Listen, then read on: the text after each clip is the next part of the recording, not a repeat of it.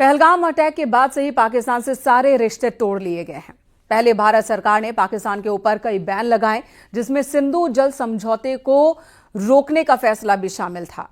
लेकिन अब पाकिस्तान की भी गीदड़ भभकी सामने आई है। पाकिस्तान ने अब भारतीय विमानों के लिए अपने हवाई क्षेत्र को बंद कर दिया है। पाकिस्तान ये सोच रहा होगा कि इससे भारत को नुकसान होगा, लेकिन उसके इस फैसले का खामियाजा उसे भी भुगतना पड़ेगा।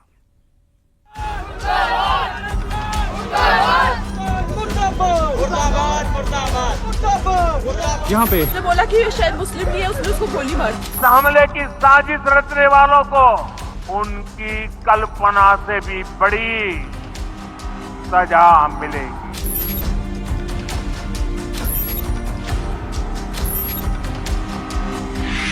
भारत के बैन वाले एक्शन से बिलबिलाया पाकिस्तान। पानी रुका तो सूख गया पाकिस्तान का हलक। पाकिस्तान के पतन का काउंटडाउन शुरू। देश के दुश्मनों ने भारत की आत्मा पर हमला करने का दुस्साहस किया है। पहलगाम में हमले के बाद से ही पाकिस्तान से हर रिश्ते खत्म हो गए। भारत की तरफ से पाकिस्तान के खिलाफ कई बड़े बैन के बाद पाकिस्तान ने भी गीदड़ भभकी देने की कोशिश की। पाकिस्तान की नेशनल सिक्योरिटी कमेटी ने 1972 में शिमला समझौते को रद्द करते हुए सभी द्विपक्षीय समझौते स्थगित कर दिए, जिसमें व्यापार पर रोक, वाघा बॉर्डर बंद करना शामिल है। इसके साथ ही पाकिस्तान ने भारत के लिए अपना हवाई क्षेत्र भी बंद कर दिया है। जबकि इससे पहले पीएम मोदी की अगुवाई में हुई सीसीएस यानी कैबिनेट कमेटी ऑन सिक्योरिटी की बैठक में पाकिस्तान के खिलाफ कई कड़े फैसले लिए गए थे, जिनमें 65 साल पुरानी सिंधु जल संधि को रोकना, वीजा प्रक्रिया बंद करना, पाकिस्तान के रक्षा सलाहकारों को हटाना, अटारी वाघा चेक पोस्ट बंद करना, पाकिस्तानी नागरिकों की एंट्री बैन करना, सभी पाकिस्तानी नागरिकों को भारत छोड़ने जैसे आदेश शामिल हैं। पीएम मोदी की अगुवाई में पाकिस्तान के खिलाफ लिए गए इन फैसलों से बौखलाए पाकिस्तान ने भारतीय विमानों के लिए अपना एयर स्पेस बंद तो जरूर कर दिया है, लेकिन इसका असर उसके ऊपर ही ज्यादा पड़ेगा। लेकिन पहले एयर स्पेस बंद होने से भारत पर कितना असर होगा ये जानना जरूरी है। पाकिस्तान के एयर स्पेस बंद करने से उत्तर भारत से यूरोप, अमेरिका और पश्चिम एशिया जाने वाली फ्लाइट्स पर असर पड़ेगा। इन उड़ानों को अब गुजरात या महाराष्ट्र के रास्ते अरब सागर की ओर मुड़ना पड़ेगा, जिससे उड़ान का समय औसतन 70 से 80 मिनट बढ़ जाएगा। इससे भारतीय एयरलाइनों को ज्यादा ईंधन खर्च करना पड़ेगा, जिससे उन्हें घाटा होगा। लेकिन सबसे बड़ा नुकसान पाकिस्तान को खुद होता है। पिछली बार एयर स्पेस बंद करने से पाक को करीब $50 मिलियन यानी लगभग 400 करोड़ रुपए की आमदनी का नुकसान हुआ था। मतलब दुनिया भर से कटोरा लेकर भीख मांग रहे, आर्थिक तंगी से जूझ रहे पाकिस्तान के लिए ये बहुत बड़ा झटका साबित हो सकता है। पाकिस्तान की कमर तोड़ने वाला फैसला भारत सरकार पहले ही कर चुकी है। 1960 में हुए सिंधु जल समझौते को सस्पेंड करके, यानी भारत के इस एक्शन के बाद 40 डिग्री का तापमान झेल रहे पाकिस्तान का हलक सूखने लगा है। ऐसा इसलिए क्योंकि कश्मीर से होकर पाकिस्तान जाने वाली नदियों का पानी ही पाकिस्तान की प्यास बुझाता है। अब इस समझौते के रद्द होने से पाकिस्तान प्यासा मरने वाला है। पाकिस्तान की 80% से ज्यादा सिंचाई प्रणाली सिंधु जल पर निर्भर है। अगर भारत जल छोड़ना बंद कर दे या रोक दे तो पाकिस्तान की खेती पर इसका सीधा असर पड़ेगा। इसके साथ ही सिंधु और झेलम नदियों पर पाकिस्तान ने कई हाइड्रो पावर प्रोजेक्ट बना रखे हैं। पानी रुकने से बिजली उत्पादन घटेगा, जिससे देश में ऊर्जा संकट और ज्यादा भयानक रूप ले सकता है। तीसरी सबसे बड़ी परेशानी पानी के किल्लत के रूप में सामने आएगी। पंजाब और सिंध जैसे इलाकों में लाखों लोग सिंधु प्रणाली के जल पर पीने के पानी के लिए निर्भर हैं। ऐसे में वहां जल संकट गहरा सकता है। इंडियन गवर्नमेंट की जानिब से जो इंडस वाटर ट्रीटी को सस्पेंड किया गया है उसके तहत जो है ये दरियाई चिनाब भी आता था। तो जब इंडस वाटर ट्रीटी के बाद जो अब ये दरियाई चिनाब पर जो डैम बनाया गया उसके पानी को रोकने की भी हिंदुस्तान के पास जो है इजाजत है, तो उसका नतीजा ये हो सकता है कि जो पानी का फ्लो है उसको रोक सकता है हिंदुस्तान की जो हुकूमत है अपने रिसोर्सेज का जो है नेचुरल रिसोर्सेज का इस्तेमाल अपने देश की तरक्की के लिए। सिंधु जल समझौते के रद्द होने का असर पाकिस्तान में दिखने लगा तो वहां के पीएम शहबाज शरीफ बौखला गए, तड़पने लगे। पाकिस्तानी पीएमओ के बयान में कहा गया कि सिंधु जल संधि के मुताबिक पाकिस्तान के पानी के प्रवाह को रोकने या मोड़ने का कोई भी प्रयास और निचले तटवर्ती क्षेत्र के अधिकारों का हनन युद्ध कार्रवाई के रूप में माना जाएगा।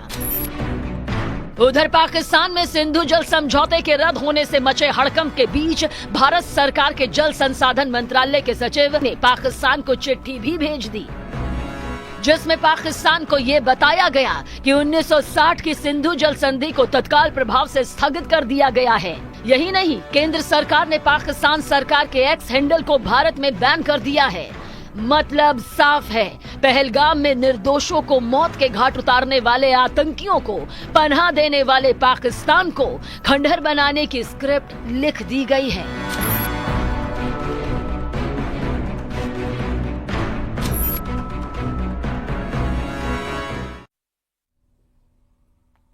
सुरक्षा बलों ने पहलगाम की बैसरन घाटी में पर्यटकों को गोली मारने वाले आतंकियों की तलाश तेज कर दी है। न सिर्फ पहलगाम बल्कि आसपास के कई जिलों में सर्च ऑपरेशन चल रहा है।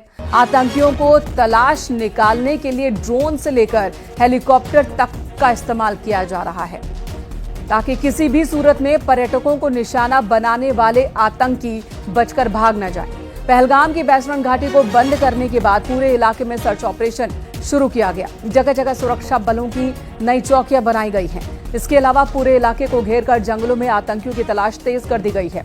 सीआरपीएफ की एक और टीम जो क्यूआरटी टीम है, क्विक रिस्पांस टीम, निकल चुकी है इस ऑपरेशन को अंजाम देने के लिए। इन्हें बताया गया है कि एक इलाके को घेरना है। इसके अलावा पहाड़ियों पर भी आतंकियों को तलाशा जा रहा है। सुरक्षा बल के जवान आधुनिक उपकरणों की मदद से पहाड़ियों पर नजर बनाए हुए हैं। पहलगाम के अलावा पुंछ, कठुआ, कुलगाम, जम्मू, सांबा और राजौरी इलाके में भी आतंकियों को तलाशा जा रहा है।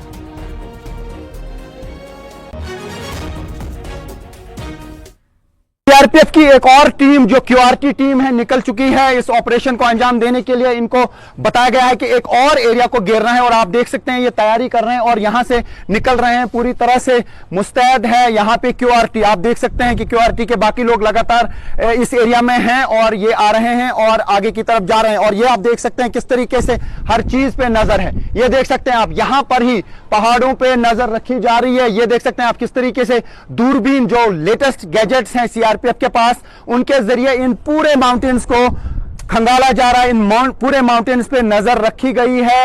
लेटेस्ट आधुनिक चीजों का इस्तेमाल किया जा रहा है। ये देख सकते हैं आप, ये क्यूआरटी यहां से अभी निकल रही है दूसरे एरिया के लिए। हो सकता है कहीं पर इंफॉर्मेशन मिली हो कि किसी और एरिया में यहां पे सर्वेलेंस करनी है और ये टीम यहां से अब तैयार हो रही है। ये टीम निकल रही है और अब यहां ये फिर से जिस तरीके से पहाड़ों पे सर्वेलेंस की जा रही है, अब ये पूरी टीम यहां से निकल रही है आगे की ओर। तो फिलहाल ऑपरेशन जो है ये लगातार चलाया जा रहा है, बड़े पैमाने पे ये ऑपरेशन जारी है और ढूंढा जा रहा है उनको जिन्होंने ये अटैक किया है।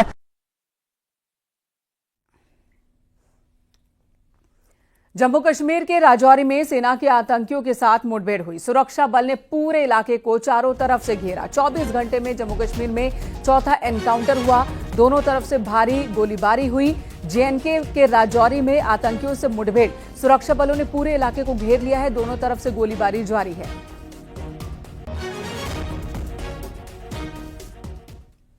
जम्मू कश्मीर के पहलगाम में हमले के बाद आतंकियों पर प्रहार और तेज कर दिया गया। पुलवामा में सुरक्षा बल ने आतंकी हमले में शामिल आतंकी आदिल शेख के घर को मिट्टी में मिला दिया।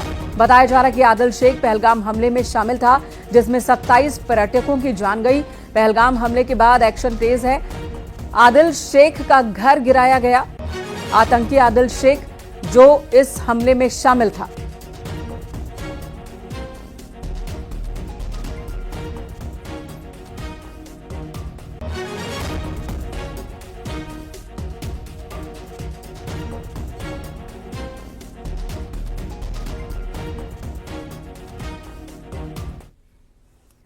इधर आरएसएस प्रमुख मोहन भागवत ने गुरुवार को पहलगाम में हुए आतंकी हमले की निंदा की और कहा कि आतंकवादियों ने लोगों से उनका धर्म पूछने के बाद हत्या की। हिंदू कभी ऐसा नहीं करेगा। मोहन भागवत ने आगे कहा कि ये लड़ाई धर्म और अधर्म के बीच है। हमारा देश कितना शक्तिशाली है ये दिखाने का समय आ गया है। पहलगाम हमले पर संघ प्रमुख का बयान। मोहन भागवत ने हमले की निंदा की।